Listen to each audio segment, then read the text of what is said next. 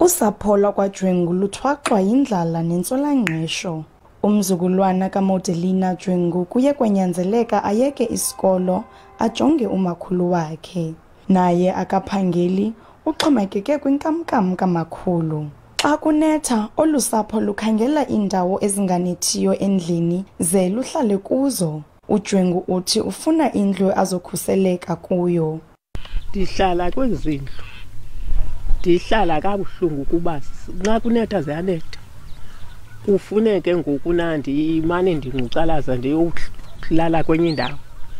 Phinde ndihambe ndolala kwenye indawo. Kanye le imanzi ithi toxopha phaya esidongeni. Ingasi lisuke iwe izawuthanda. Abamelwane baye baluncede olusapho ngokuthi baphose isandla apho bakwazi khona.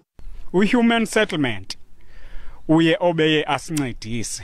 Siyanqwena uba makakhawulezise enze i-temporal structure, enze temporal structure for lo mama.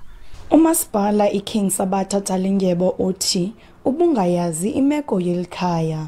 Ngenxa yemida yokucandwa kwayo, enye yekula ward ithe yahlulalana yaya ku-ward 1 phaa kwa-ward 35 ebekusoloko kunguyiyo. Right now okwangoku sisazama into okokuba ngaba siphande okokuba ngaba ingaba lo mama abe uphi na.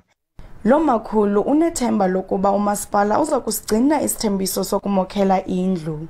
NguNomzwanele Mngoma, kwiindaba ze-SABC, eTyhumbu, eMpuma Koloni.